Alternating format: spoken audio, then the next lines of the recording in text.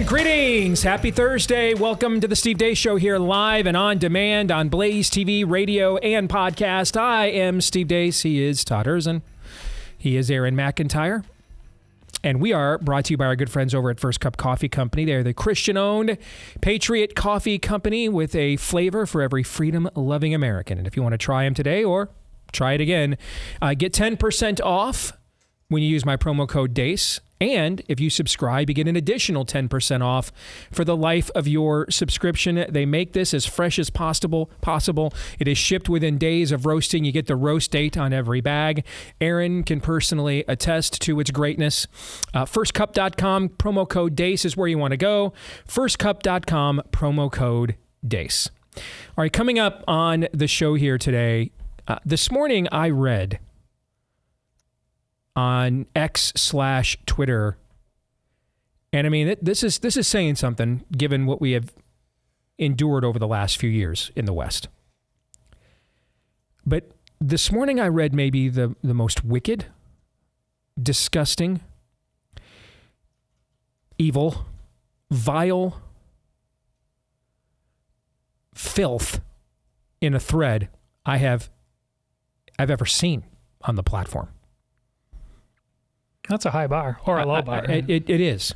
I mean, we're talking do not pass go directly to the ninth ring of hell level stuff. And at the bottom of the hour, the two people that are responsible for that thread are going to join us. So you need to hear about this. It'll even be mentioned a little bit in Aaron's montage here in a moment from what we were discussing before the show. Next hour, Theology Thursday. So here's what's going to happen with Theology Thursday. This week and next week, we're going to kind of do ad hoc topics. And then we have the next week after that. We are off that Thursday for spring break. And then the final Thursday of March, we begin only the second Bible study we've ever done on this show. And I have yet to announce what that's going to be. Should we tell them now so people can get ready in advance? Start doing their homework? I'm ready to start chatting about it. It's going to be fun. All right. So, you know us, man. Go big or go home. So, we are going to begin a verse-by-verse study of the greatest theological treatise, I believe, that's ever entered into human existence, the book of Romans. We are going to go through it verse by verse beginning 3 weeks from today, March the 28th. How long? However long it takes. That's how long. Could take months, could take years, however long it takes. That's what we are going to do. I've invited Todd we're not going to do this alone. I mean, we're tackling some pretty complex theological subjects that have been debated by far greater minds than the three of us combined, okay, for literally centuries. So we are going to have some tour guides, if you will, to walk us through the process. On the evangelical side, I am going to bring Charles Spurgeon's commentaries on Romans with me to the discussion. And I've offered Todd the option. He can go get an Orthodox Catholic thinker, apologist of old, if he would like, that can help him, on his side of the discussion, because there's going to be some differences of opinions now on some of these things with our two camps. It's unavoidable because there are differences of opinion within my own camp on what some of these things say and what some of these things mean. So if you want to get started, put your thinking caps on. This is your 3-week warning. We start verse by verse the book of Romans on March 28th in our never-ending quest to try and just narrow our audience down, despite the fact the field is called broadcasting. Joe Rogan said we need more Jesus, so hey. That's true. So maybe it's the perfect time. Yeah. All right. Well, be careful what you wish for, because the book of Romans pulls no punches. for believer and unbeliever alike. And we will begin that on Thursday, March the 28th. This week on Theology Thursday, we're going to discuss what I think is the future of Christian cultural engagement in the West, at least as much as the West maybe even has a future at this point. So I'm going to lay that out, and we will discuss that amongst the three of us for Theology Thursday. And then 3 non-political questions. You know, I've got a daughter who is in the hospital right now waiting to give birth to a grandbaby, Aaron, so I hope you're ready to go. As you can tell by the fact that I did not have my microphone on once again because of my coughing and wheezing over here, I am not ready, but I will be. Maybe we should just all come up with a question. There's 3 of us and there's 3 questions. No, you want to do them? I'm going to do them. All right, you're going to do them. All right. So that'll come up here at the final segment of the program. But let's get it started as we always do with Aaron's wheezing edition of what happened while we were away. What happened while we were away, brought to you by a biblical worldview update. The U.S. House of Representatives passed a nearly $500 billion spending bill last night. If you want to know how bad it is, here's Thomas Massey's summary quote. By a vote of 339 to 85, the Republican-led House just passed a minibus that spends tens of billions of dollars more than Pelosi's House spent on the same things last year. The State of the Union address is tonight, and ahead of that event, fences were erected around the nation's capital for some reason. This 2024 election map from Fox News has been making the rounds the last couple of days. It shows Trump leading Biden in the Electoral College 251 to 241, with the states of Wisconsin, Pennsylvania, Arizona, and Nevada as toss-ups. Michigan Secretary of State Jocelyn Benson, your thoughts? One of the things we saw in 2020 was that, particularly in battleground states, we were all battling a common adversary, a really nationally coordinated effort to undermine the will of the people, both before, during, and after Election Day. And we learned to semi-coordinate with each other in 20.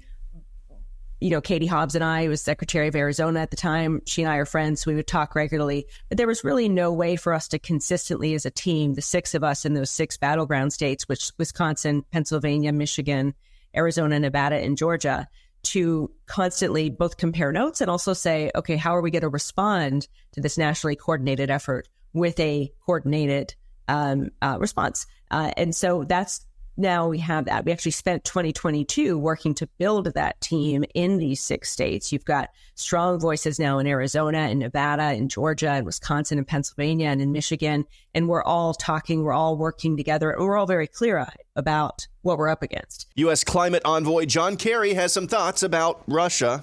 If Russia wanted to show good faith, they could go out and announce what their reductions are going to be and make a greater effort to reduce emissions now. And maybe that would open up the door for people to feel better about what Russia is choosing to do at this point in time. Author and journalist Michael Schellenberger unleashed a trove of internal documents from the World Professional Association for Transgender Health, which is seen by the United States health establishment as the world's leading authority on so-called gender medicine. See that as meatball surgery and chemical castration for minors.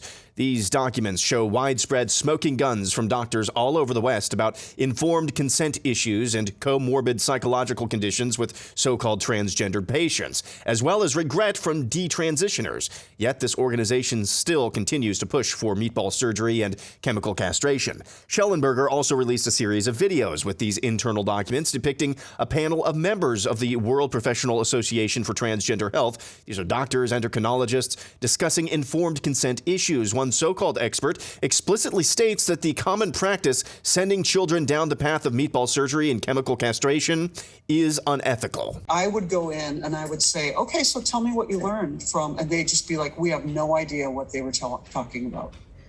Because they feel differential. Part of it is that they feel less deferential to the kind of doctor I am than the kind of doctor the medical doctor is. And because they really are seeking the care, they're just going to say they know when they really aren't picking up on what's happening. And so I think the more we can normalize that it is okay to not get this right away, it is okay to have questions, the more we're going to actually do a real informed consent process than what I think has been currently happening, and that I think is frankly, not what we need to be doing ethically. And finally, there's this from the Babylon Bee. Historians stumped how kids throughout history didn't commit suicide despite having no access to gender surgery. And that's what happened while we were away. Aaron's montage brought to you by another reminder. We have to get back to first things. Our friends at Hillsdale are trying to do exactly that. They see the loss of our heritage as a people as a national crisis. And Hillsdale is attempting to step into that void, particularly when it comes to young adults. 18 to 30-year-olds are the most likely to reject the principles of liberty, to look upon the founding fathers as heroes instead of villains, to reject patriotism because they've been indoctrinated by a lot of the kinds of people you just saw in Aaron's montage.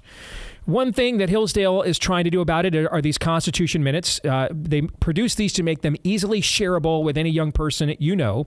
If you want to see them for yourself, they're short, clear lessons on the principles of liberty. Just go to daceforhillsdale.com. Daceforhillsdale.com. While you're there, too, reserve a free pocket copy of the Constitution.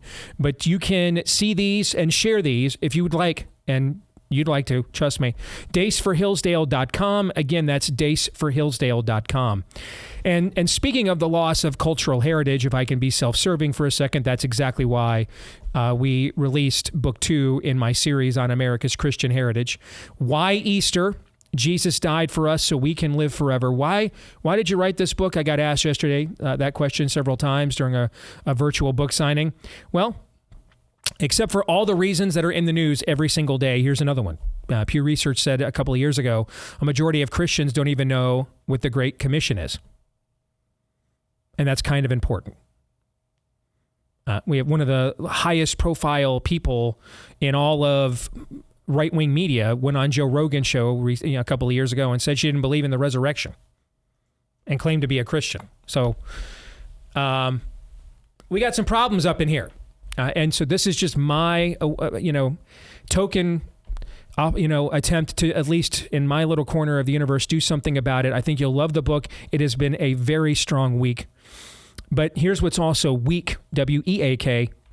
I think I mentioned this yesterday. There are 50 certified children's bestsellers on Easter on Amazon right now, the largest retailer in the world. Thanks to you. Thank you. Why Easter is one of them. It's also one of only 5 that's actually about Easter, the reason for the season. That's it. 5 out of 50.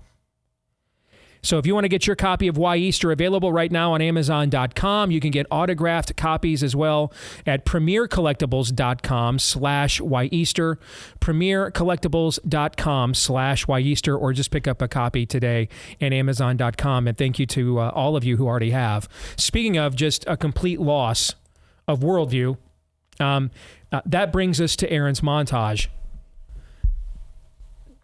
I'm going to, for now, I'm going to set the W path stuff aside because we're going to talk about it here at the bottom of the hour with 2 guests that were paramount in what Michael is it Schnellenberger? Schellenberger, thank you. That Michael Schellenberger, that thread, that's the thread I was referencing at the top of the show. But that information actually it came originally from the 2 guests we're going to have on here at the bottom of this hour. I mean, that is just, I don't even know what to say other than that's demonic. And I know I say that a lot these days, and I don't come necessarily from a theological background that, goes out there dropping those terms all the time. And I'm just dropping that term all the time these days. Why? Because it's the sign of the times.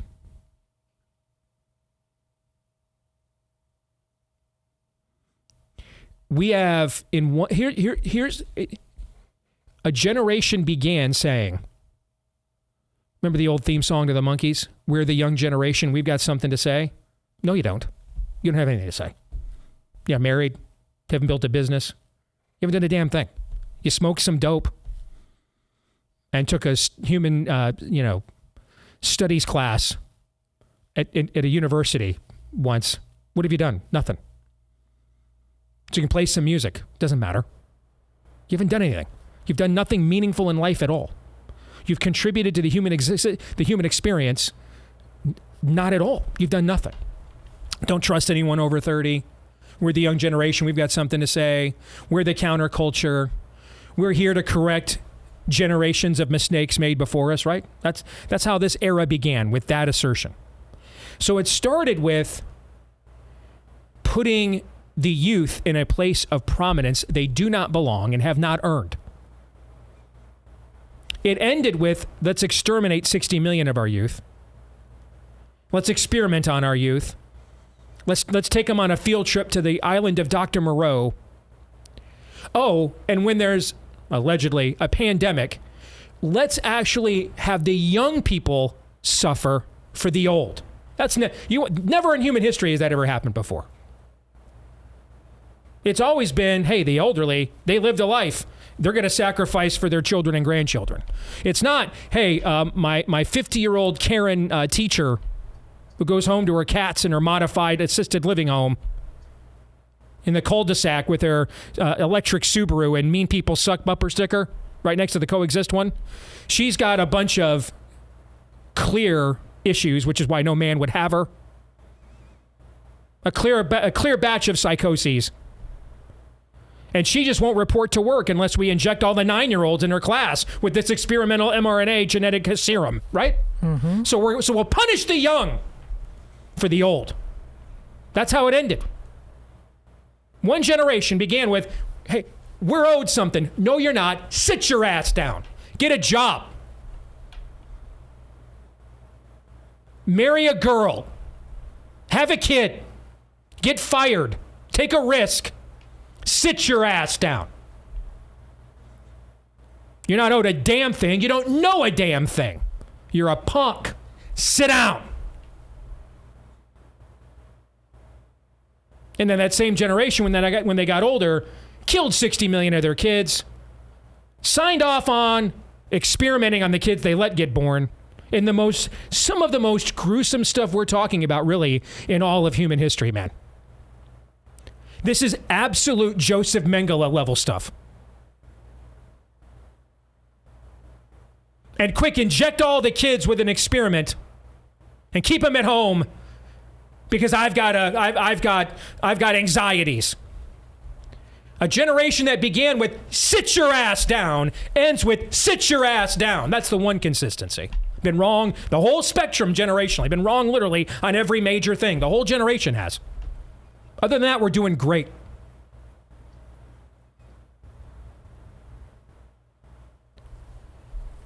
Let's talk more about that at the bottom of the hour. I can't take any more of Mike Johnson and his biblical worldview. I can't. And I have to tell you, the level of personal disdain I feel from Mike Johnson, way beyond anything I ever felt for John Boehner, Paul Ryan, Mitch McConnell even. And those guys had years to build this up into my account. Todd, can you guess why?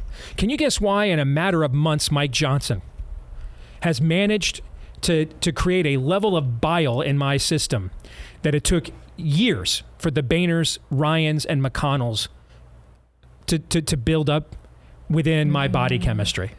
If you allow me to paraphrase, Hawkeye turned Ronin, he gave you hope.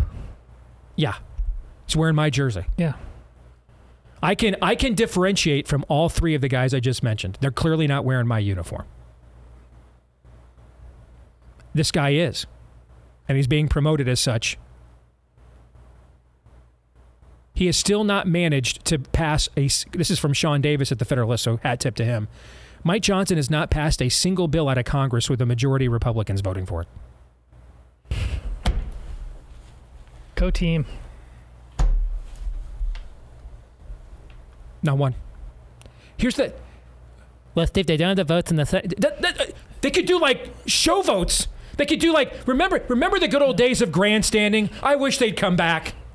They could do, like, show votes just to pretend to lie to us and let it die in McConnell's Senate, where I can go back to my happy place of hating just Mitch McConnell and not having to blame much of this on the guy wearing my own uniform, claiming my own brand. They won't even do that. They won't even do that. Do you know the perfect providential timing of the two topics you've talked about today being severely Christian Mike Johnson can't even get Republicans to line up with him on votes, while over on the other side, W Path. That's not a coincidence, folks. That's a yin and a yang right there. Yeah. I got a note last night from a guy who went to his local Republican Party fundraiser. And he's like,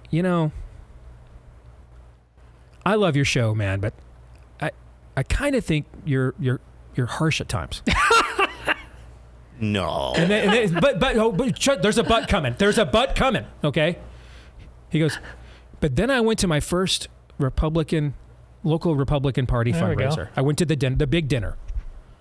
And I just talked to people.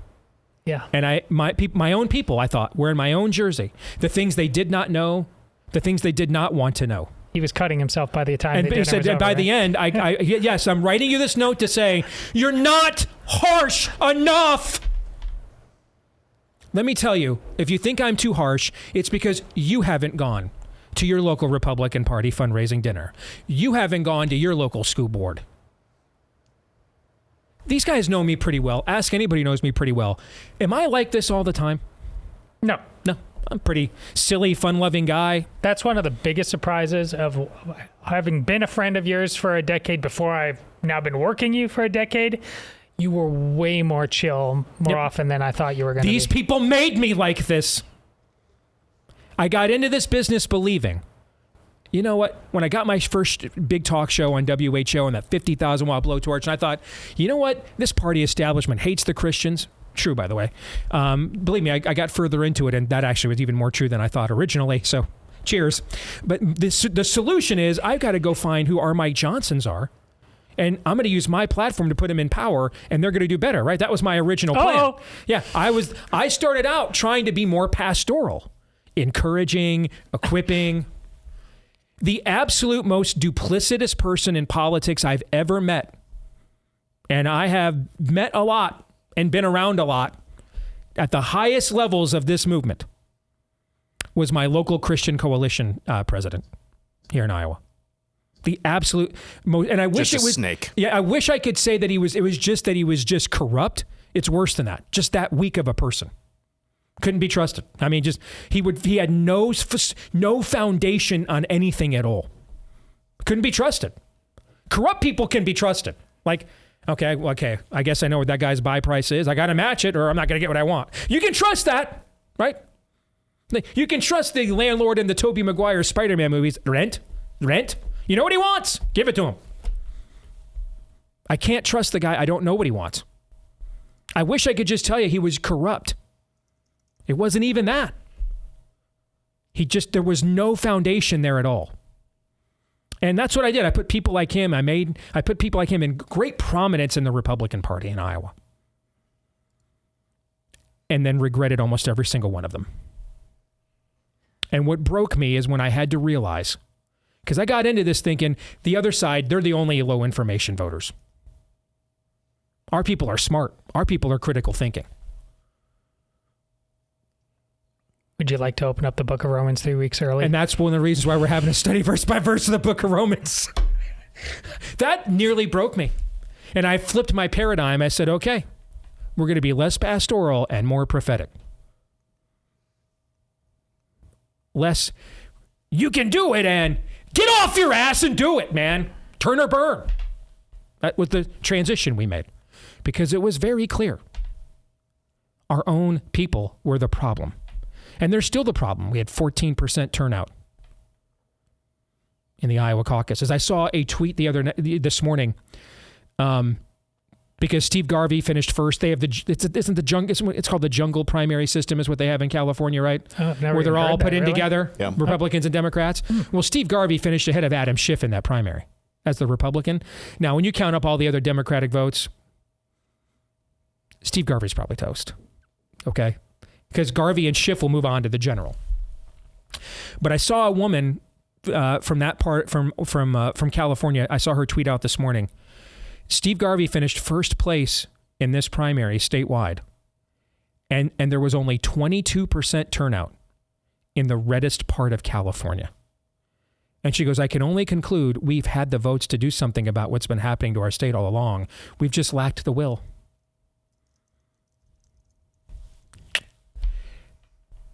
welcome to my side. This is my great lament. Our own people are the problem. We are the problem. But if I put my pastoral hat back on and leave you with an encouraging note, if we're the problem, then guess what the solution also happens to be? We are also the solution. Oh, I was going to say millstones. I'm sorry. Well, that's the other solution, which is these are the two roads where this heads down to revival or millstones, or as we used to put it, revival or bust. I didn't want to necessarily quantify what bust meant. I just figured that would, get me banned everywhere. But that's one of the busts, millstones. Yes. Hand it out. Turns liberally. out bust is W path. Yes. Yes. Yeah. Yep. I mean, what Mike Johnson's doing is political malfeasance. It's immoral. It's dishonest. It's unethical. Other than that, I'm sure he has a wonderful singing voice. Do you see why I want to run for Congress? I gots to know what happens. I don't know. And I mean, I've known numerous people that have ran and gotten elected to Congress. One of my best friends, as you all know, is a member of Congress. And even though I hear the inside scoop from him all the time, I still don't know the answer. Well, I don't know the You had answer. people come to you directly to speak on Mike Johnson's behalf, right? Mm-hmm. Give the guy a chance. I know his bona fides. Yep. What the hell happens? Here's the thing, though. People I like, trust. Some people have even been on this show. All of them are silent. That's always what happens. There's no Nathans. I mentioned I'm doing the Bible in a year. I'm on 1st and 2nd Samuel right now, so we're into the rise of David as king. Where's the Nathans? Thou art the man. That's you, dude. Wrong. No accountability at all. None. And that happens for one of two reasons. Just weakness, or two, you're like, well, I can't hold my own side accountable because the other side's so bad. That's not a biblical worldview. We are not allowed. I was on the American Family Association's radio network the other day talking about the Steve Baker case. And I was asked, hey, if you had 5 minutes to just address every spirit-filled believer in America, what would you say? We're not allowed to debase ourselves. No matter how hot the battle is, no matter how stacked the deck appears to be against us, we are not allowed to debase ourselves and deny our Lord and His word. We are not. We are not allowed to do that. We are not allowed to look the other way. We are not allowed to, well, everything else is so bad if we let them win, so we can't possibly, we're not allowed to do things like that. We represent a different kingdom. Unfortunately, the vast majority of you within the sound of my voice do not attend a church that has taught you this, which is why you don't know. When I got into this business, I thought I was going to take the silent majority that had already been catechized and mobilize them off to battle. That's what I thought I was going to do. I got them in positions of prominence in my home state, and they were almost all a disaster. And I realized, oh, wait, they haven't been catechized. I've sent untrained soldiers into war, which means I gave them a weapon. They don't know how to use it or who to use it on, which means they're actually more of a danger than they were before they got into the process. That's why we started doing things like Worldview Wednesday and Theology Thursday, because I realized this is not the work I thought I was going to do. This is pastoral work. I'm an activist. But too few pastors are doing this work. But there is nowhere in any page of Scripture you will be allowed to debase yourself because your opponent is so terrible or insurmountable. We're not allowed to do that. And Mike Johnson is doing that in front of a watching world. And I find it revolting.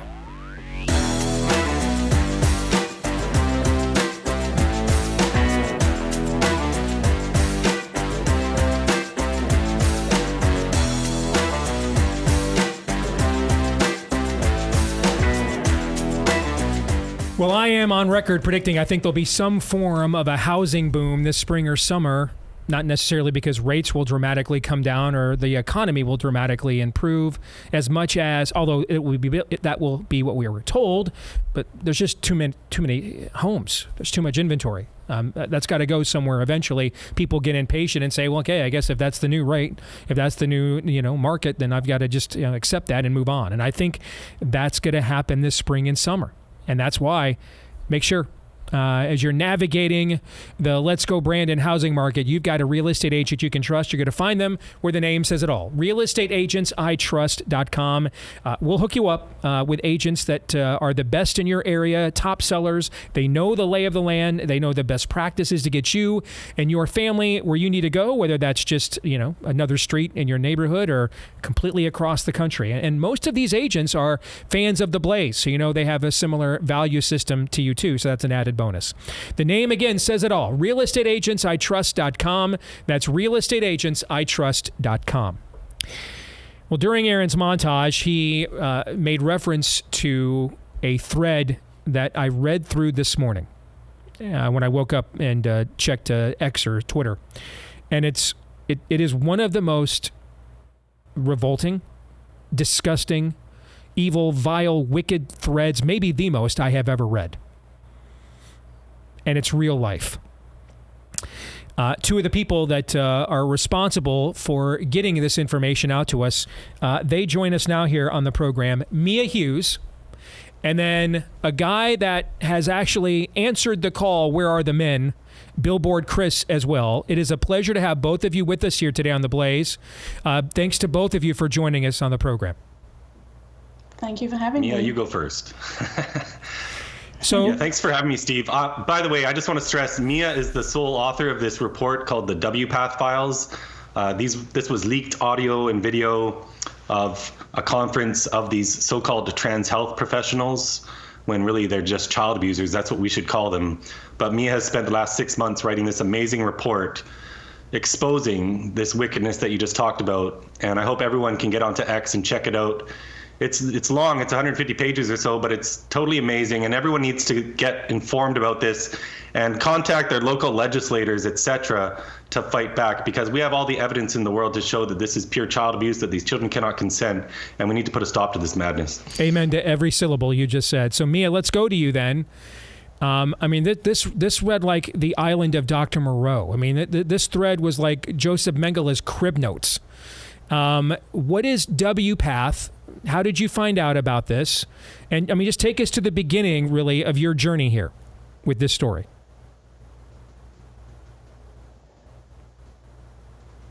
Did we lose Mia? Mia, can you hear? Okay, I'm terribly sorry. I have a really bad internet connection. I'm not sure. Okay, we can hear you. Oh, there's a really bad delay. Oh, I'm so sorry. That's all right. Can she not hear me at all, Aaron? I'm not entirely certain at this point. Mia, can you hear us? If you can just tell us your journey, that would be great. I'm sorry. I heard, but there's a really bad lag, and I don't know if anyone can hear me. Can you hear me? Yeah, we'll have to reconnect with Mia here real quick. All right. So let's go to you. Let's go to you, Chris, because you have literally been throughout the continent speaking out about this. Okay. What drew you to this first and foremost, and alerted you to the graveness of this evil that they are now attempting to spread? So, Steve, I first started learning about this in 2019. I've got two girls. At the time, they were 7 and 9. They're 12 and 14 now. And I wanted to learn about this whole gender ideology business because I wanted to protect my own kids from this, because this is really a social contagion affecting girls mostly. Girls who have been taught to believe that maybe just because they don't conform to stereotypes, that they must be trans, that they were born wrong. And this is an extraordinarily abusive message. But I started researching this, and the more you read, the worse it gets, just like that thread you read this morning. And I just felt called to do something about it. I had a vision to start conversations, is all I do. And I started by putting actual billboards up. At the time, I put up a billboard that said, I love J.K. Rowling. I was following the lead of a woman in the UK who put up a sign at the Edinburgh train station that said, I love J.K. Rowling, because she's spoken out about this. that sign that she put up only lasted a day because some people online said it was hate speech, and the train authority took it down. So I got tired of our freedom of speech coming under attack. I got tired of this abuse happening to kids. So I put up a big billboard in Vancouver, BC, where I'm from. It also lasted just a day because a Vancouver politician said it was hate speech. So I'm not going to let people silence me. So right away, I started a fundraising campaign, and I had a billboard up the next week in San Francisco, and then LA, Portland, Utah, DC, Times Square.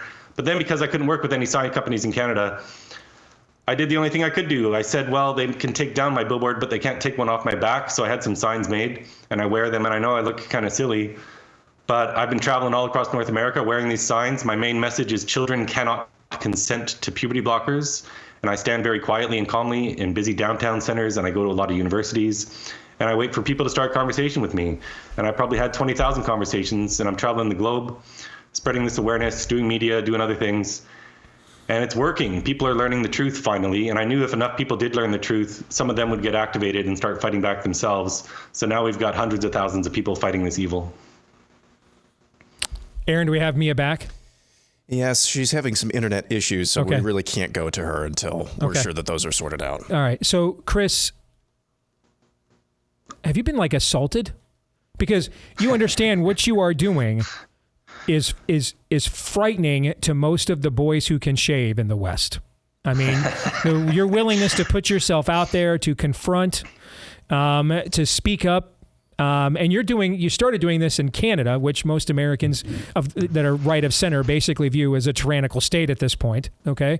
So, I mean, have you been assaulted? Have you been beat up? Have you gotten death threats? How have you managed to overcome your, built-in cowardly fear that cancels out the masculinity of the vast majority of biological males of the West today?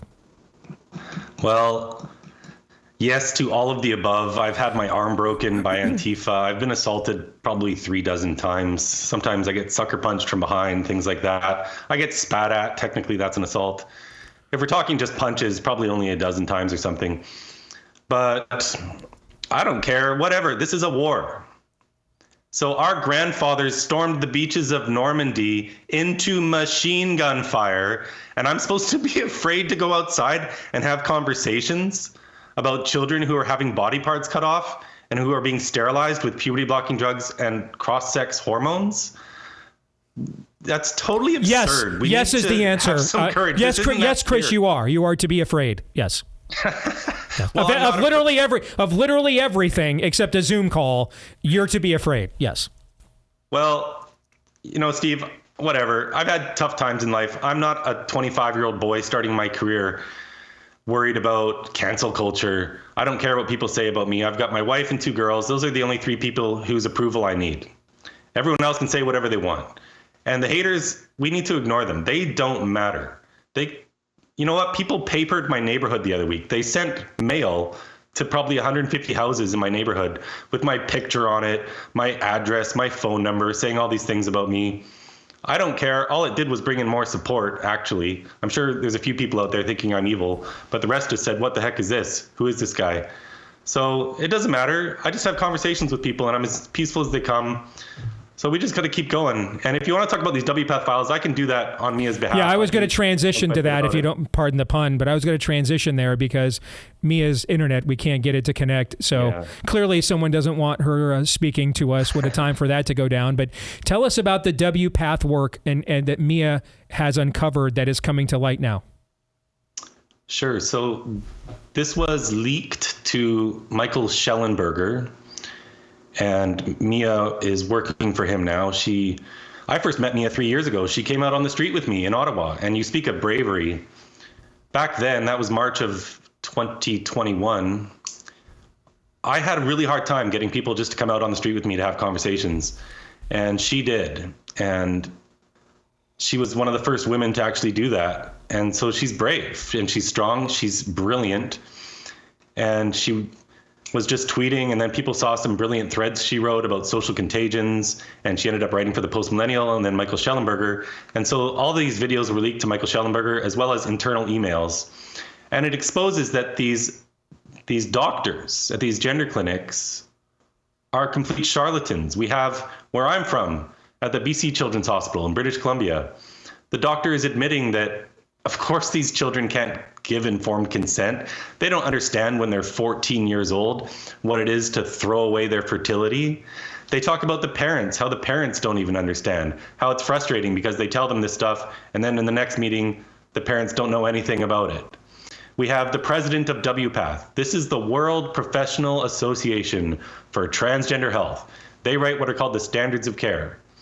The president, who himself is a man pretending to be a woman, says that none of the boys who started on puberty blockers at Tanner stage 2, this is the beginning of puberty, when maybe they're 11 or 12, none of them as adults have been able to have an orgasm.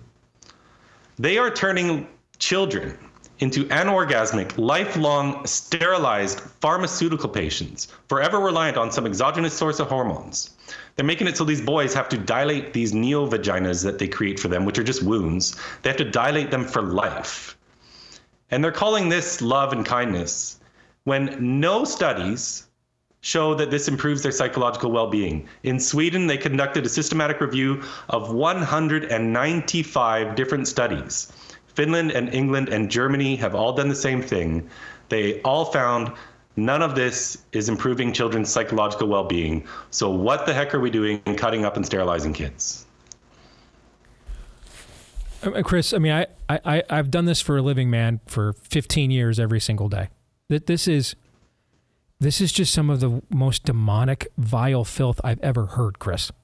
Like, in this day and age, everything we're subjected to in this day and age, and I'm shocked and appalled, as desensitized as we are in the times in which we live, Chris. Yes. You know, I think sometimes we look back in history and we say to ourselves, look at what those silly humans did. They were so backwards. They did lobotomies on people into the 60s, maybe even into the early 70s, where they stuck ice picks through the orbital sockets, up through the top of your eyeballs, and they jabbed away the prefrontal cortex of your brain for these people who had various psychiatric issues. And I guess some of them calmed down. Yeah, that might happen if you jab away at someone's brain. The inventor of that won the Nobel Prize in medicine. And this is just 4 or 5 decades ago. We think we're this advanced society. We have all this technology. But psychologically, we're no different than the men who lived in caves a few thousand years ago. We're prone to these social contagions, ridiculous beliefs, and this is a cult. For all practical purposes, this is a cult that has spread throughout the Western Hemisphere. And everyone's been silenced because if you say anything, oh my gosh, you're anti-LGBTQ. Nonsense. You're pro-child. Let the haters hate. They don't matter. More than 90% of the population supports us, and it's time for the silent majority to stop being silent. Amen. I've got about a minute here. I would like you to speak directly to the men. Yeah. And what would you say to them about getting off the sidelines and getting into the fight? What would you say? So number one, you've got to learn about this, because when you don't know how to talk about something, you just don't talk about it. I think that's why a lot of people have been silent. This takes a little bit of education, but not much. Because guess what, ladies and gentlemen, especially gentlemen, our children are beautiful just as they are. They don't need drugs or scalpels to be their true selves. There's no such thing as being born wrong. A boy can be a bit more effeminate. A girl can be a tomboy. That's okay. We have this mind virus which has infected our society, and you've just got to speak up. Will it take some sacrifice sometimes? Maybe. Oh well. What are you going to do? Send your kids into a world that doesn't know what a woman is, that's trying to change the sex of children? No, thank you. And for a lot of you, it won't take any sacrifice. You've just got to get off the couch and do something. There's all sorts of ways to tackle this. If you're a lawyer, you can contact me. You can get in touch with people who can help send you cases to represent these kids. You can start a ballot initiative in your state. You just have to do something. And when you get going, other people fighting this will come into your orbit and they'll be able to help you. So please just start doing something, because the more this goes on, the more kids will be harmed. And we're going to put a stop to this, but it's a question of time, and we got to put a stop to it sooner than later. Amen. I've admired what you've been a part of from afar. It is good to finally make a personal connection with you. And I'm impressed, man. Just finish the race, brother. And may your house increase. Steve. Thank you. All right. Thank you. Sorry for Mia and her internet connection. Want to make sure, again, this is her work, her report. And Chris is adamant about making sure she gets the credit for it. We want to make sure she does as well. Okay. But also go to my X Twitter feed at Steve Deace Show. You'll see the thread from Michael Schellenberger there, and you'll read through it. And at that point, man, if that just doesn't get you as a man, this has to stop. Now one more kid. Now one more. And then I guess I just don't know. At that point, then they have to do this to your kid, which I don't want that to happen to anyone in this audience. Because this is from the bowels, the deep, darkened, backed up bowels of hell kind of stuff is what this is. Gentlemen, your thoughts? You saw me. I mean, where's a burning building? I want to run into it, man. I mean, just his response. I'm not around men anymore. Not at church, not anywhere. Who, just like when asked, have you been assaulted? He's like, oh well, maybe I've been punched about a dozen times. He's just like, what? He broke my arm once. Said they're hurting kids. How do you not act? Which is exactly how we are supposed to be. Yet he's a damn unicorn. How is that possible? How in the face of this is not everybody willing to stand a post? But no one can even be bothered. This has gone 0 to 666 miles per hour like that. We have to ask ourselves why. Why isn't every damn guy like Chris? Because that's common sense, what you say. If we talk about that thing and what it means, common sense is you're doing what to the kids? You're doing what? Come over here. But we can't be bothered. All the reasons for that are terrible. The fact that this happened, man, every biblical apocalypse should come crashing down on your roof as a man if you are not willing to step into this breach. This is not the stuff of Mengele. Mengele would blush after reading that thread. If you read that thread and you're not prompted, if that doesn't ignite something within you, you're singing hymns louder as you hear the train rolling down the tracks on the way to the camp. That's you. Do something. Hour 2 is next.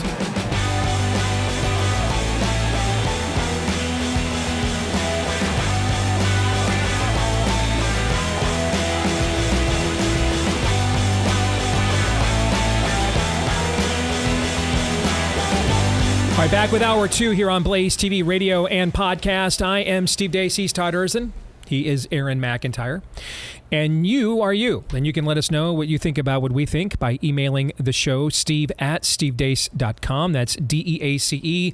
Like us on Facebook, Me, We, and Gab. You can follow me at Steve Deace Show on Twitter, Getter, Instagram, and TikTok. You can also, if you are a podcast listener, please leave us a 5-star review. Thanks to all of you who have. You can also hit subscribe, or if you're on iTunes, follow. And if you do that, that'll make sure that every time we do a new episode, it will show up in your podcast feed every single time. And both of those things help to boost the podcast. So thank you guys very much for that. We appreciate it. Jace Medical is doing what they can to boost our ability to control our own healthcare as much as possible. And when we face situations like shortages of vital medications in the U.S. that we faced back around Christmas time, Jace Medical is there just to make sure you have the peace of mind of knowing you are covered. They came on board after COVID, seeing what happened with venerable medications that were suddenly labeled dangerous right at the moment that we may need them the most. By the way, you can get, just as an aside, total coincidence, ivermectin is a medication you can get in the Jace case if you want. But you can customize this. You can get the 5 venerable antibiotics if you just want to go with the stuff they recommend. But if you want to customize it for yourself, for if you've got an elderly family member that you're taking care of right now and you want to make sure they have what they need, a great way to do it, because you never know when the next emergency may happen. Just go to jacemedical.com. Get prepared today. We've got the Jace case at our house. Would recommend you do the same. jacemedical.com. JASE is how it is spelled. If you enter the code DACE, my last name, at checkout, you'll get a discount on your order. That's promo code DACE at jacemedical.com. Promo code DACE at jacemedical.com. All right, let's get to Theology Thursday. And in some respects, and we didn't plan it this way. We say that a lot, don't we? That things just, we don't plan it out. All right. End up having a symmetry to them. Yeah. So we have two Gen X men that we discussed last hour. And you asked, where are the men? Where were their dads? I mean, we had an explosion of fatherless homes in the boomer generation. So, and it's not getting any better. Now we've gone from fathering kids out of wedlock to just not fathering any kids, So no dads in the home, and too many of them that were in the home were terrible examples of dads. And then, the church is, it got its seeker sensitive on. So that whole, prophetic witness thing. We're a corporation now. Elders, we got a board of directors. I'm not even making that up. A lot of these churches, that's what they do instead. They have boards of directors instead of elders.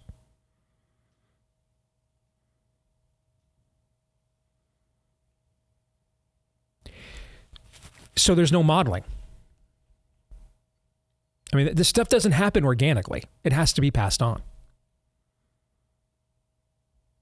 That's why God gave us the church. It's why God gave us marriage and families. These are discipleship mechanisms. And we just, in the previous generation, just passed. I mean, we weren't driven like underground. That's what's so odd about this. We're not 6th century Christians in caves in Cappadocia hiding from Muslims. We just quit. That's what's so weird. It wasn't like some external mechanism facing the church. We're like, well, I guess we got this fear guy taking control of everything. I'm sorry, Mr. Bonhoeffer, we'll have to make our peace with it. There was no external pressure. You see, what this is. I can't think of a time in the history of the church this has happened. That the church just decided, without external pressure, without Caesar coming to bear, we're good. We got other plans. It's the weirdest thing. Like in the entire history of Christendom, it's the weirdest thing. Just decided to quit when it was probably facing the least amount of pressure it's ever felt in the history of the church.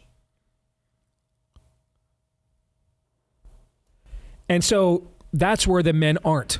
There was no modeling systemically, holistically. And I always go back to that scene in Jordan Peterson's documentary on Netflix about his rise to prominence. And we talked about this on the show at the time. And as I was watching young men come up to him backstage and they're weeping as he's berating them at the stage. Get a job! Make your bed. Stop having your mom do your laundry. I'm like, this is his program. I'm not even like exaggerating. I mean, there's more to it than that, but that's part of the act. I shouldn't call it an act. That's part of his presentation, because I don't want to make it look like it's a shtick. But that's literally part of his presentation. And these young men are coming up to him just weeping afterwards. No one ever told me this. No one ever told me as a boy I could be something more. No one ever challenged me. He's like a surrogate father, priest, pastor to this generation of men, because they don't have one in too many places. Ask yourself, look at the pastor in your pulpit and ask yourself, is this someone my 13, 14, 15-year-old son would be like when I'm his age? That's what I want to be. And if the answer is no, get out. Leave.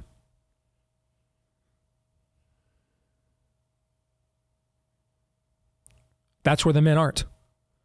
This just wasn't passed on. And so now we're in a vicious circle where the generation that's ascendant right now, the boomers, knows this. And the ones that think like us and are awake to the woke, they're rightfully freaked out, but now they don't want to get out of the way. And so we don't have, there's no generation of people prepped to take their place. I mean, it used to be pastors who did the stuff that Billboard Chris just described last hour. Whether it was the civil rights movement, whether it was the original Operation Rescue, pretty much every social reform movement in the history of the West came out of the Christian church. It was ministers that did the stuff that Billboard Chris is describing. Now it's just going to be like random dudes who were lucky enough to either have a dad or somebody teach them to this, that they're acting on that masculine instinct, rather than a system in place to challenge systemic evil. Mike Johnson represents the system that was in place. Mike Johnson's one of the most powerful men on planet Earth. Do you feel that power and dominion from him on a daily basis? He is the Speaker of the House of the most powerful nation in the history of the world. He is third in line to the presidency. Stop and think about the fact the largest economy in the history of creation cannot allocate a single plug nickel without his approval. Is that power? It should be. It should be.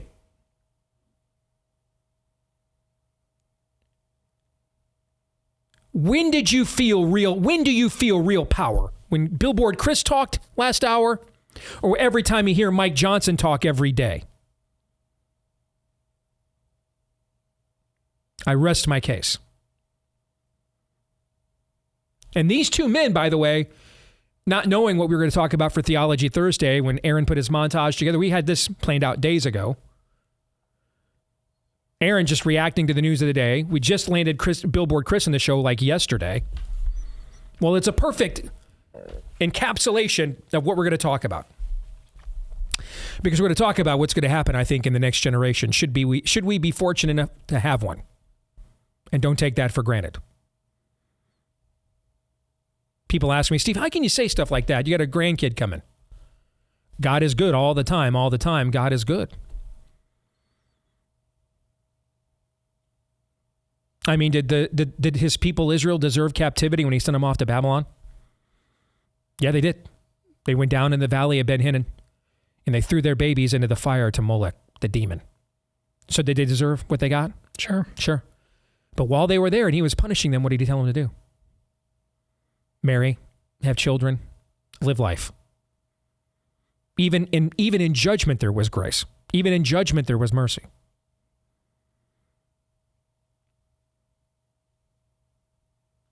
So I have no idea how this is going to turn out. I know that this can't go on like this for an extended period of time. Things will eventually come to a head. What that means for my kids, what it means for Autumn, when she's born here, literally any hour now. As much as I'm worried about the future, I'm not worried about them where that's concerned. Why?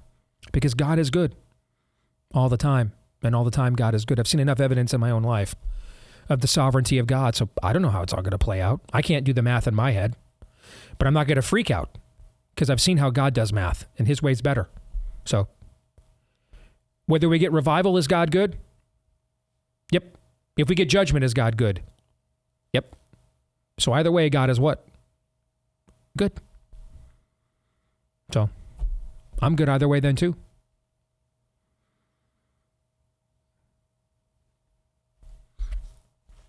Let's lay out what I think is going to happen moving forward. Because this is the last boomer ascendant election cycle we're going to have. What do I mean by boomer ascendant? Where they will be the dominant faction taking place or taking part in the process. Just the math is against them. Father Time's undefeated. Did I say this will be the last election without boomers? Is that what I said? No. I said boomer ascendant, meaning that they are the clear dominant faction of people taking part in the process. this will be the end of that.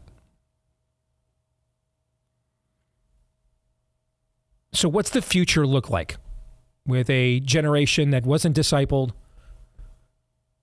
What will happen next? Uncertainty, I think, will happen next.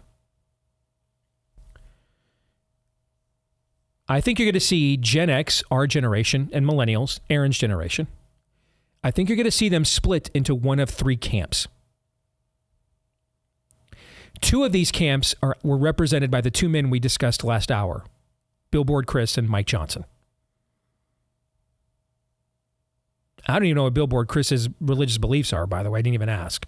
But the archetypes of their behavior are going to exhibit two of these groups, two of the three. Mike Johnson represents the first group. There will be some semblance the money's just too good, the grift is just too good, the affirmation is just too plentiful. There will be some remnant that will carry on the seat at the table. We have to negotiate. GOP stands for God's own party. There will be some remnant of that will carry on. There will be Rehoboams that will carry that on. Again, the money's too good. Power too intoxicating, or the illusion there in Mike Johnson's case. So the seat at the table / Fox News marching orders, Republicans, they'll carry on like the previous generation did. They'll pick up that legacy. They'll go Game of Thrones on each other to be the next round of beloved Fox News contributors, so they can get on TV and say ridiculous things for people like Brothers Be Flippin' for money. That'll continue on. That element's always going to be there. That's human nature. There's always a fight between mammon and mission every time. Which master will you serve? That will carry on. But I think that's actually going to be the smallest camp of the three. The second group is, I think this is going to be a group of people who faithfully preach and teach the gospel and directly address and engage what's happening in the culture. But they also do it with open skepticism and or disdain for the political process as their primary means of engagement, particularly both major political parties. And so I think that will mean that people that go to these churches will no longer be reliable GOP voters. They're not going to be moved by, somebody who will kill one less baby than the Democrats won the primary, so you have to vote for them. They won't care about any of that. They won't care. They won't even be engaging in those conversations. That'll just be irrelevant to them. Maybe now that I think about it, Billboard Chris represents a little bit of both of these last two camps. They will find independent means of the two-party political process to engage. That's kind of what Billboard Chris has done, right? Sure. Found an independent means to engage the process. I don't know his politics. I don't know his religious beliefs. Didn't even get into those with him. It's funny, when you look at somebody's fruit, you don't feel the need to go back and retcon how they got there because the fruit is so obvious. You know what I mean? Yeah. Yeah. You want to vet Mike Johnson's worldview because the fruit's just not there. That's why you want to vet Mike Johnson's worldview.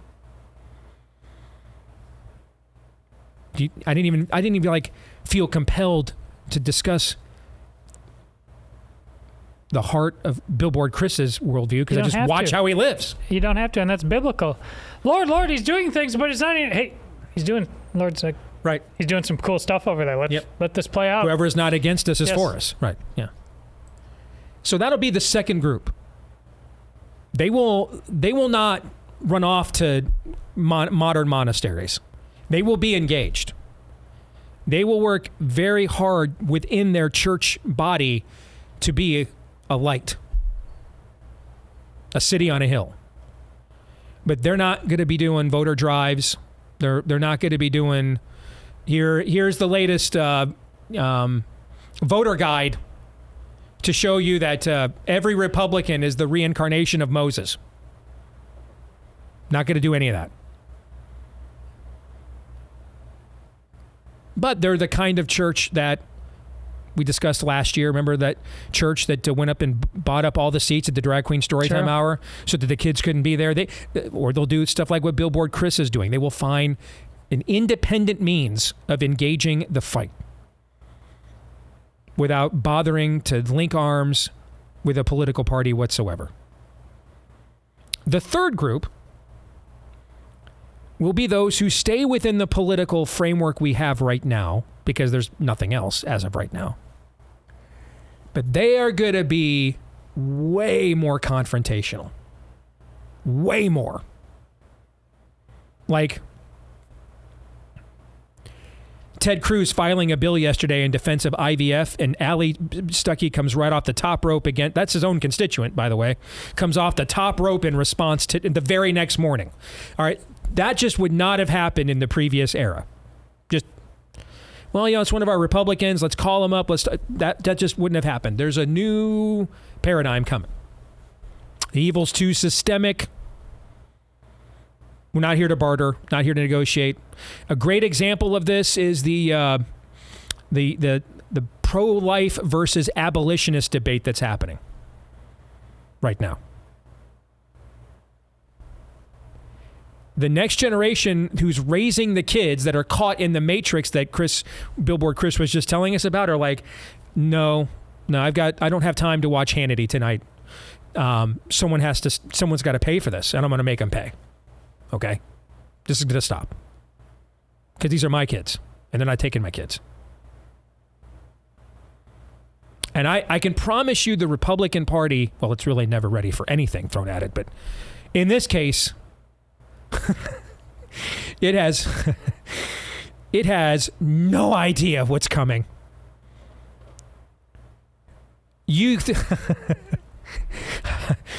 I chuckle at this because I do. You guys think Dusty Deaver's an outlier. I know how you think. We'll let him do more interviews, get ridiculed. That'll teach him something. Oh, you don't know. Oh, no. Dusty Deaver's a herald. He's not an outlier at all.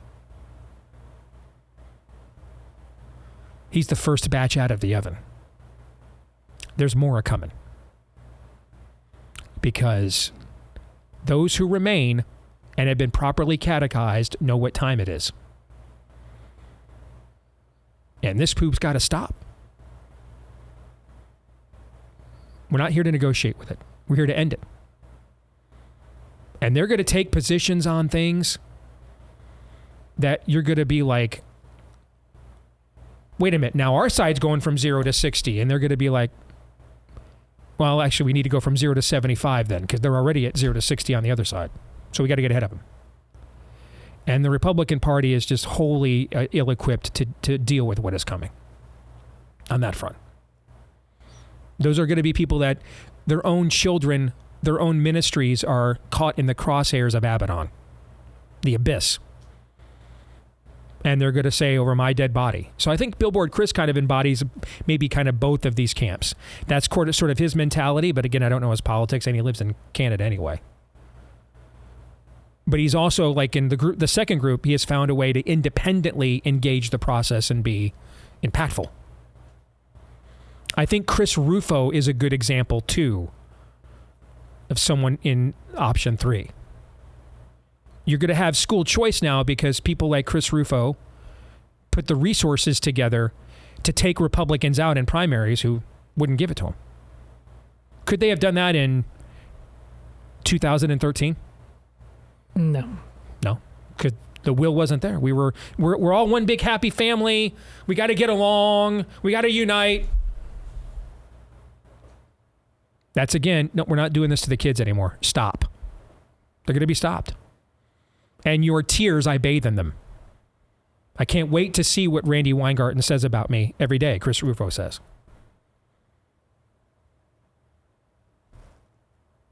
I foresee the latter two camps are going to mushroom the first. Mushroom them.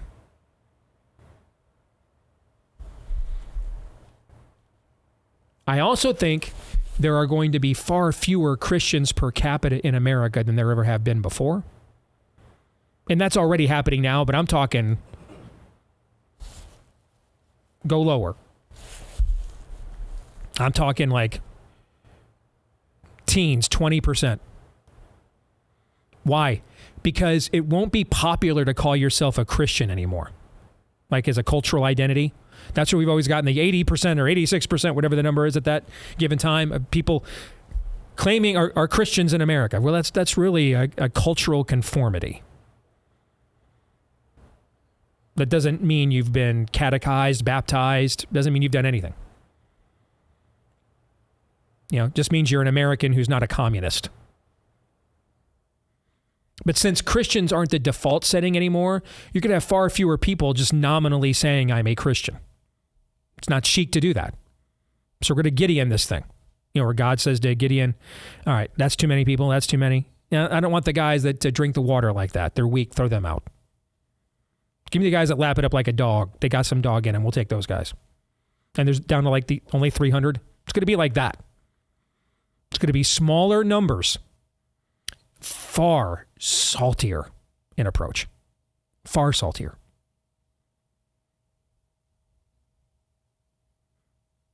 That's where I think this goes in the future generations. However long they're permitted to last, given what's currently going on. What do you guys think? Well, a healthy church should do everything it can to speed up that process. During this Lenten season, I don't know if it's in your tradition, guys, but I think for obvious reasons, the parable of the prodigal son is always a couple weeks before Easter. That father sped up the process.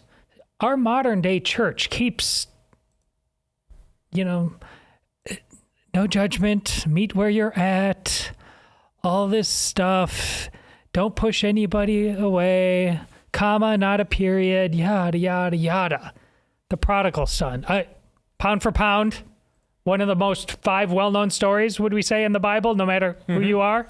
It's an expression almost everybody knows, even if they've ever even opened up a Bible at all. No matter how poorly you're catechized, the son said, Father, give me your stuff. I want it. I want to do whatever I want to with it.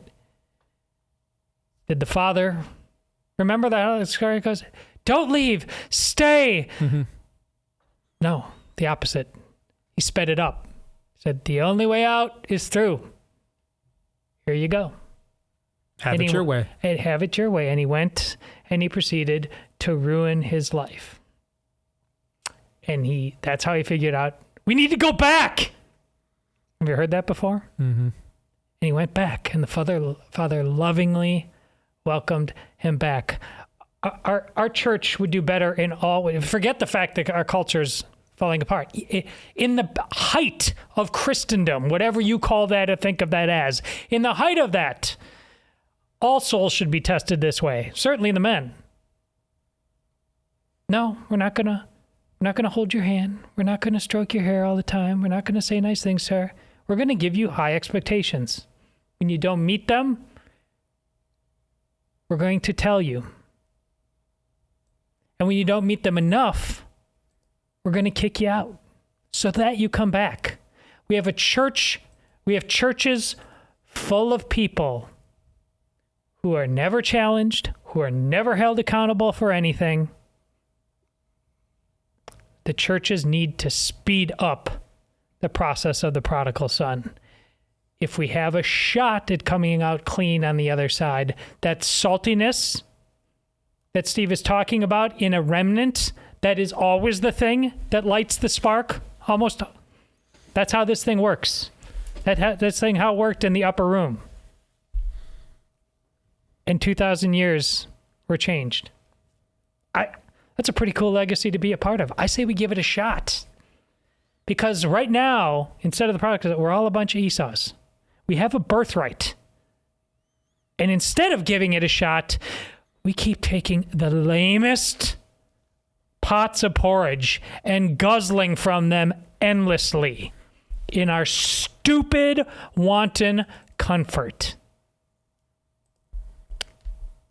I'm sick of it, and you should be too. So I think what characterizes the latter two groups, so the first group is those who were going to try to remain in kind of the Fox News generic right-wing orbit, if you want to say. The following two groups, those who remain faithful to Orthodox gospel teaching, small o Orthodox gospel teaching and preaching, and then those who do try to exist within the current political framework, being more confrontational. What characterizes those latter two groups that you posit, Steve, I think is a couple of things. Very local, very granular. Talking about people who are going to look outside of the political system. What does that mean?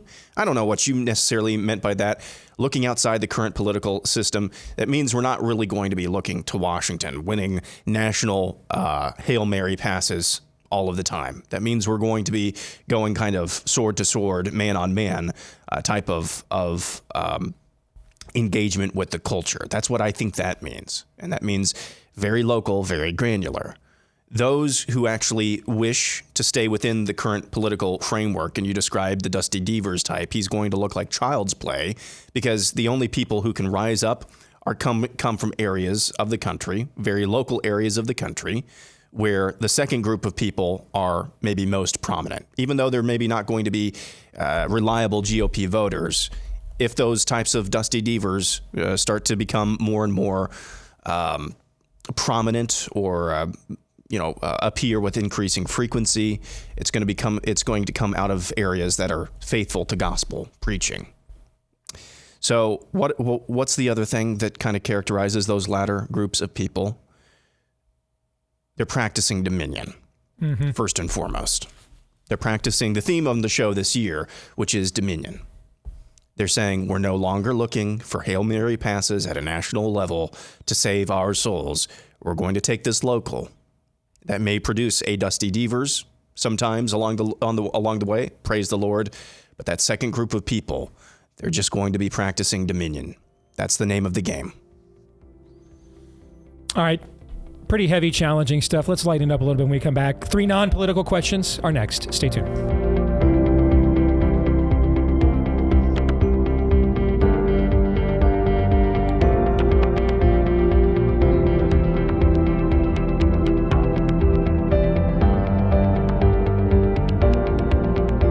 As we sit here today, the lives of babies still hang in the balance. Tonight, it is expected during the State of the Union that the President of the United States is going to acknowledge favorably, provided the White House apothecary can concoct the correct amount of Adderall potion to get him prepared, of course.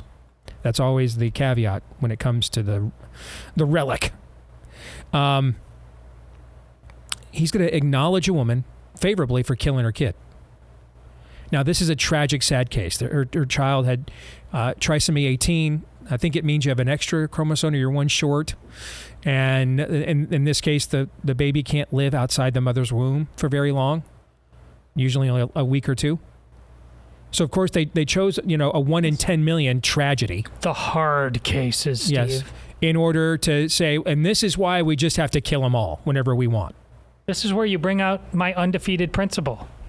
Just to correct. You roll that out there. Correct. Whoever's doing opposition.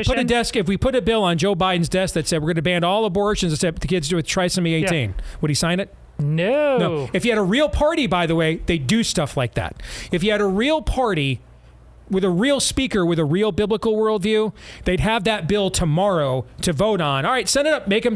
Okay. The show votes you were talking about. Let's show everybody where we are. Let's show our hands. Here we are. We're going to we're ban every abortion except the kids with trisomy 18. Sold? No. But we don't have a real movement. We don't have a real party. Thankfully, we do have real pro-life ministries like Preborn. We do have them who do have integrity, conviction, and then effectiveness. Steve, which of those 3 things is the most important? And the answer is yes. All right. That's why we give our money to Preborn. I can't give them a better recommendation than that. An outstanding pro-life ministry. They have saved hundreds of thousands of babies from butchers. But then at the same time, though, they've saved the moms. from what that does to the soul. And they love on those moms too after they make the choice of life. If you want to make a pro-life donation to Preborn today, it's just $28 is all an ultrasound cost that has about 80% odds of convincing a mom, don't kill your kid. Preborn.com/Steve is where you can donate. Tax deductible. Preborn.com/Steve. All right, let's get to 3 non-political questions. We all have questions. Who am I? Why am I here? Where am I going? Who am I? A search and a question of identity. Why am I here? A question of meaning and purpose. Where am I going? Question of destiny. Some better than others. What sort of morality or proto-morality would you expect to find in a chimpanzee troop? Injecting some levity into the demise of Western civilization. It's 3 questions on the Steve Deace Show. Yeah, we need a little break from the demise and fall of 3 non-political questions. Of Western civilization. I was going to say, is that a tease of the quality of your questions? Yeah, no, that is a Freudian slip of all Freudian slips right there. This is gonna suck. And you're stuck with me for the next 14 and a half minutes. I actually have 4 non-political questions this week. I remember back when we originally instituted this segment, you had to answer the questions that were presented. Yeah, no Shannon Joy binary opt-outs. If you did not answer the questions as presented, there was some sort of penalty. I'm reinstituting that now since we're so Anna is out. Yeah, now it's really going to suck for us. I don't care how fully dilated you are. Come back right now. You're doing this. This is he's wake her up. She's in a hospital bed right now. Get her on the phone. We are in for a If world you of do hurt not right now. answer the questions as presented, Lindsey Graham will jab you with a lightsaber. Okay. This is what it feels like when you're on the receiving end of these, huh? So 4 You shoot Aaron. non-political questions. My first one is this: if you had a real working lightsaber, what color would it be, Todd? Well, I don't know. I suppose by canon you'd have to. And I grew up in. I know this. Green, right? Yeah, it's good. Green, blue, yellow. Those are the light side of the Force. I'm gonna go, but there's one more. Purple. Mace Windu's. Yes. Mace Windu's. Yeah, just kind of the unique thing. Although I'd be heavily tempted to go with the Darth Maul red double saber staff. That's freaking dope. Yeah. See, I think if you have real lightsabers, that's a weapon. I don't think that's a dude code violation at all. I think it's being out on the lawn pretending to have them. Like if you really had that level of a devastating weapon, by golly, sign us up. Yeah. Okay. It's pretending to have them like you're 7. That's the issue. Yeah. I would go red. It doesn't have to be the dark side of the Force, but I would still go red. I think that's the most badass color of them all. It is. It does technically the way I'm going to stop because I'm going to walk right. I'm going to walk right into a trap. Things I shouldn't know. Okay. And Todd's going to make me hurt. So I'm just going to let it go. Movie, I don't know anything. Choose any color you want. Star Wars, I've never heard of it. There's no doctrine. There's no canon. It's just a show. It was fun once. All right, one attempt at an earnest question now. It's not anymore. I've moved on. Accepted it. If you could swap yourself with any historical figure for a day, who would you choose and why, and what would you do on that day? Any historical figure and why?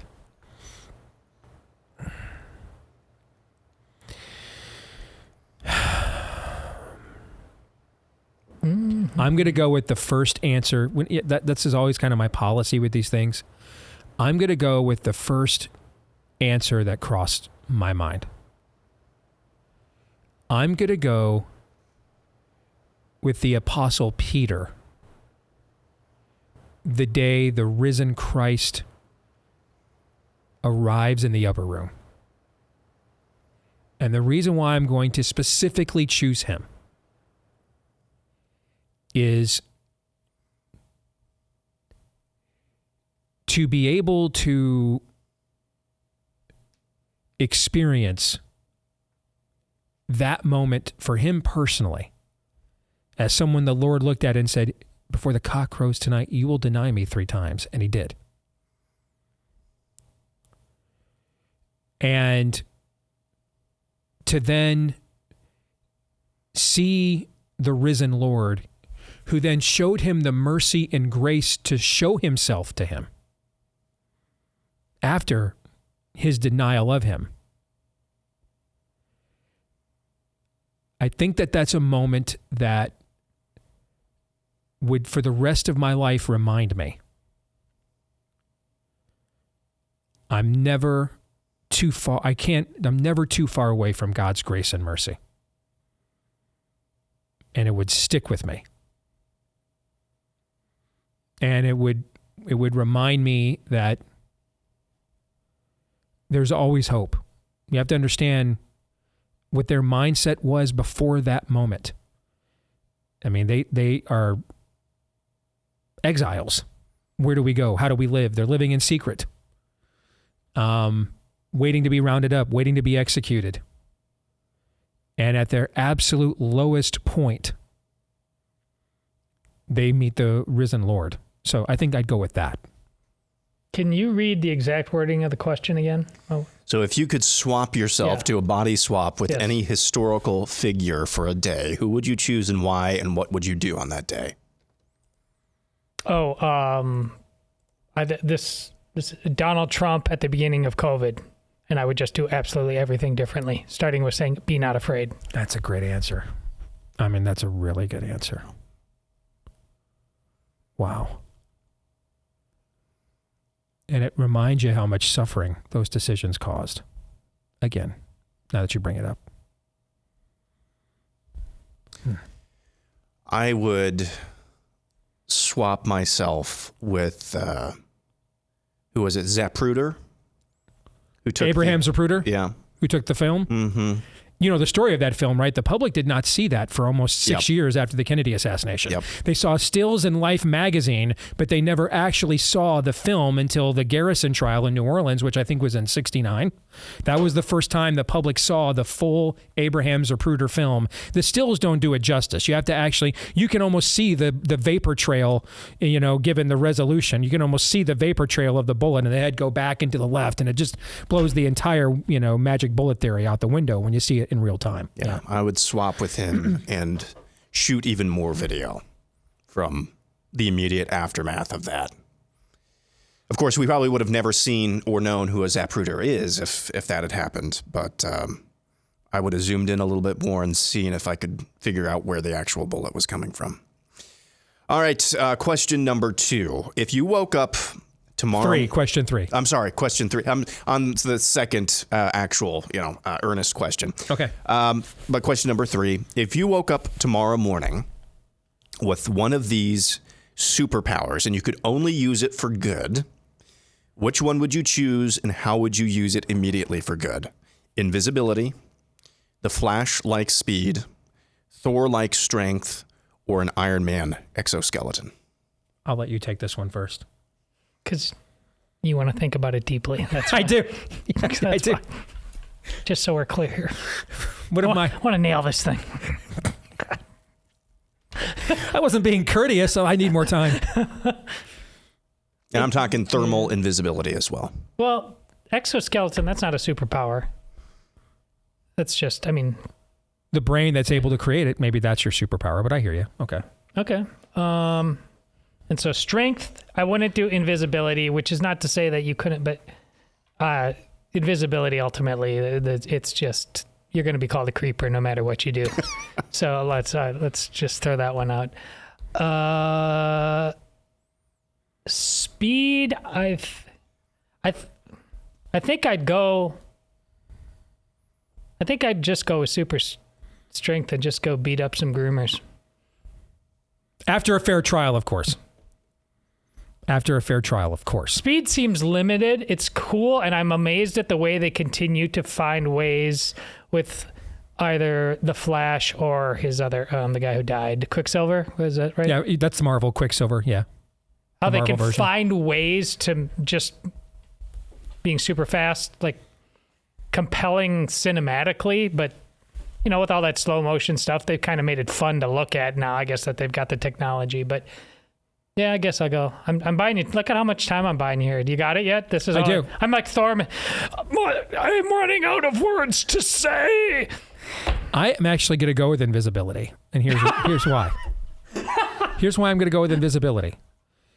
I mean, I would walk into every one of these enclaves that we're not permitted into, undetected.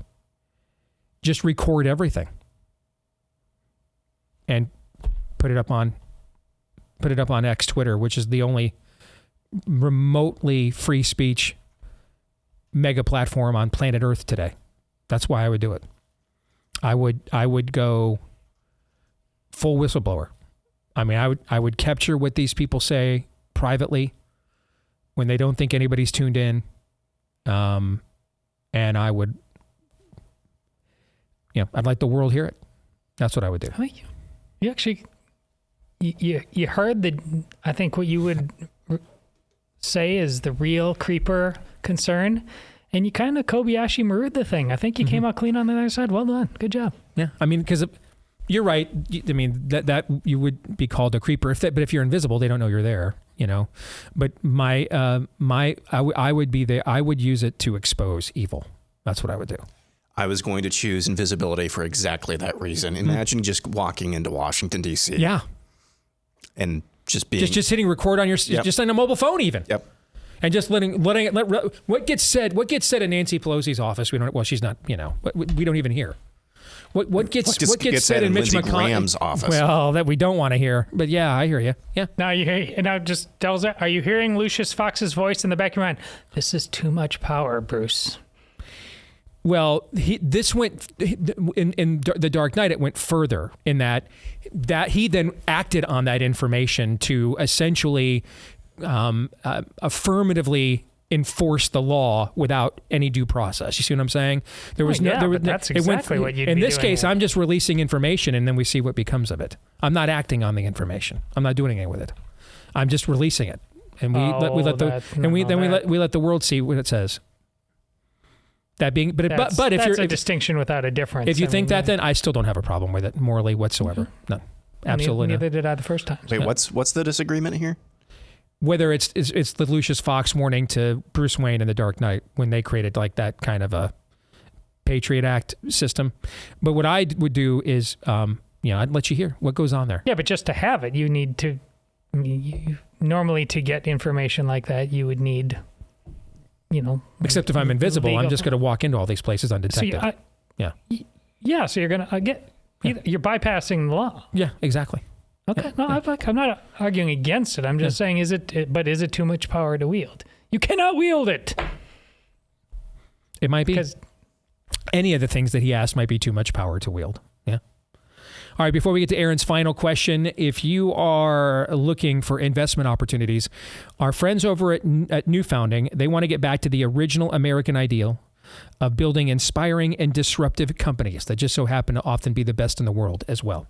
New Founding is investing in these companies through their venture fund. These are companies that they invest in because they are defined by a simple question. Does the country we want to live in need the company this person is building? If the answer is yes, they invest. If it's no, they don't.